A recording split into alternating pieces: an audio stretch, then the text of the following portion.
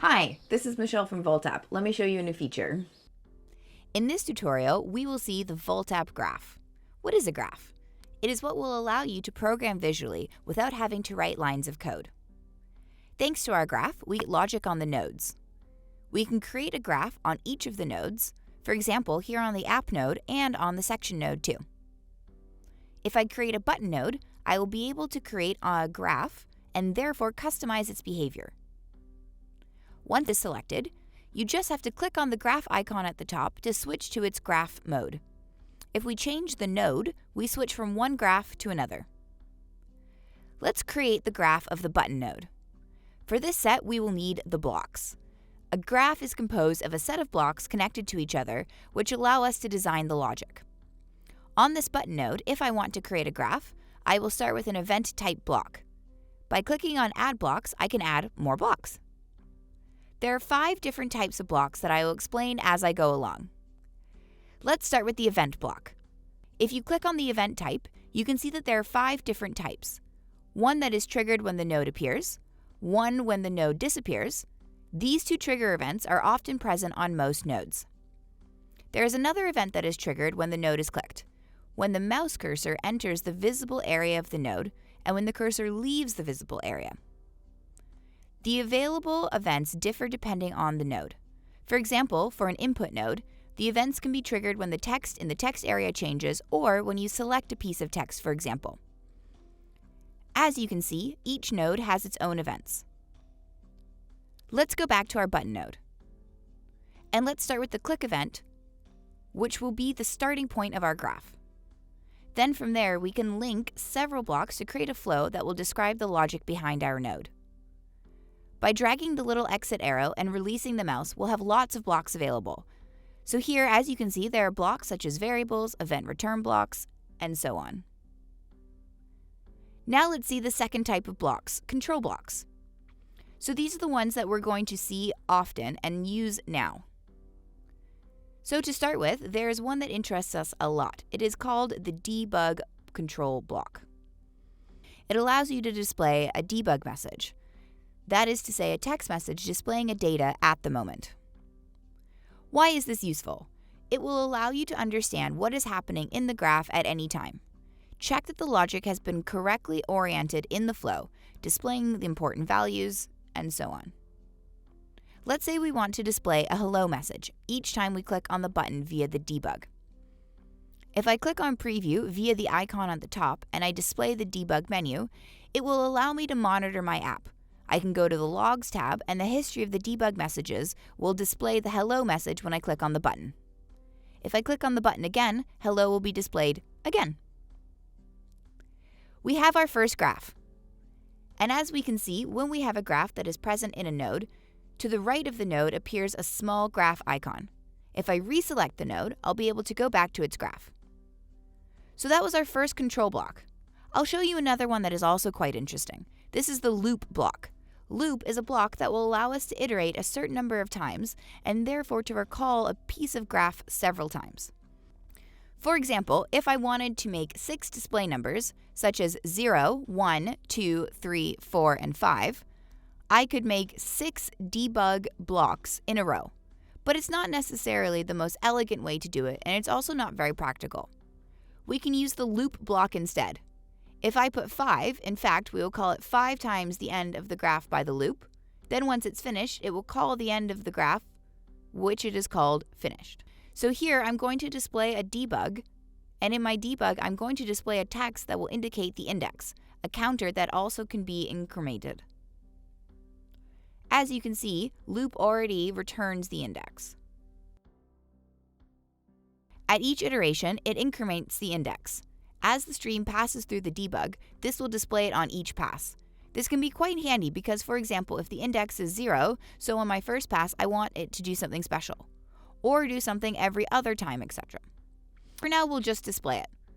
Then when it's finished, we'll display the index again when my number of loops is finished. But to differentiate the two, in the finished output, we will change the color to green.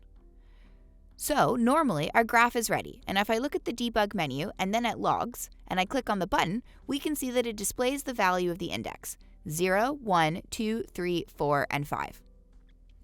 So you can really create quite advanced, quite complex logics with this graph system according to your specific needs.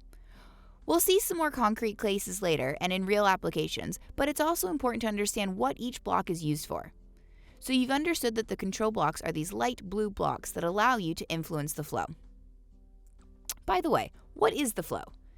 They are small cables that run between the different blocks and that run through the arrows at the entrance and exit of the blocks in order to indicate the order in which they are executed. So in our example, the flow goes into click, then into loop, then it goes into the top debug 6 times in a row, and then we arrive at the end of the flow in the bottom debug. And then we can very well imagine other nodes and other behaviors that would work in a row. Let's look at another type of block, the expression type block.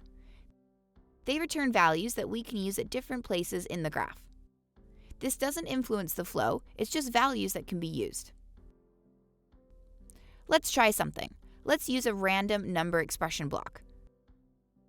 Let's set the bounds for this block to display a decimal number randomly between 0 and 1, and to display either the red-colored debug or a blue-colored debug that we will create. We must therefore add another condition node here. Let's leave our green debug of the finished output further on.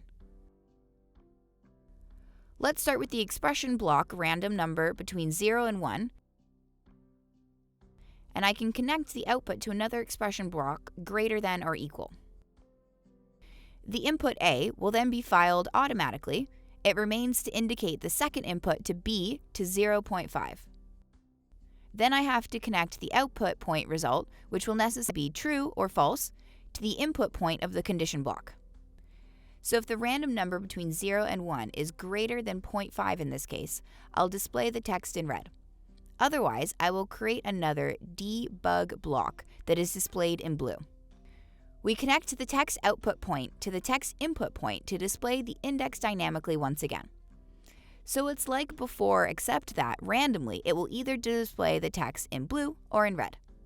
Let's increase the number of loops to have a little more chance of getting both colors. When we run the preview and the logs, we can see that sometimes they display blue and sometimes red.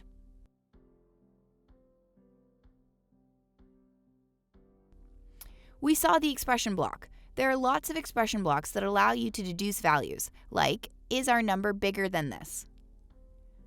We have a lot of different expressions. For example, recover the current date, multiply numbers, transform a text into a number, and so on. There's a lot of possibilities.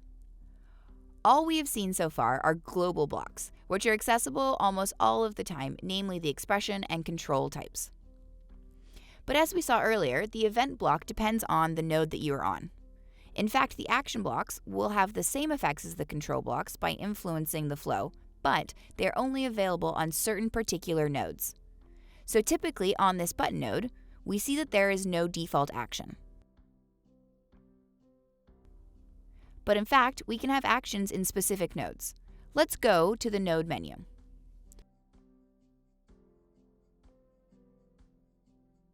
For example, an audio player node will have in its graph actions play to play the audio,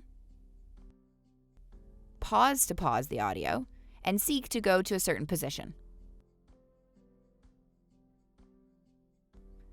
For example, if I create a Firebase storage node, which is a database, these actions will be upload file, download file, and delete files. We will be able to use them as we want, but just inside the node. The last type of block that exists is the type of variables, which represents a shared data in Voltapp project to make the app dynamic. We will see in the next video how to use these variables in more detail. Just to show you a small example, let's remove the Firebase node and the audio node. Let's say our blue button, we want to create the following logic. When I click it, the button changes color.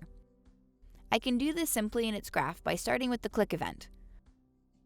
On the right is the attributes panel of this node. If we click on the attribute style, we can now see that the background color is blue. We'll later see how to manage styles more precisely. But if we disconnect its default variable and convert its blue value into a background variable And if I connect the clicking block, the block define background, I will be able to change the color and indicate that the new color is now orange. When I launch the preview of my app, and therefore my logic, we see that the button node has become orange. And that's it for the graph. In the next video, we'll talk about variables in more detail. Thank you for watching.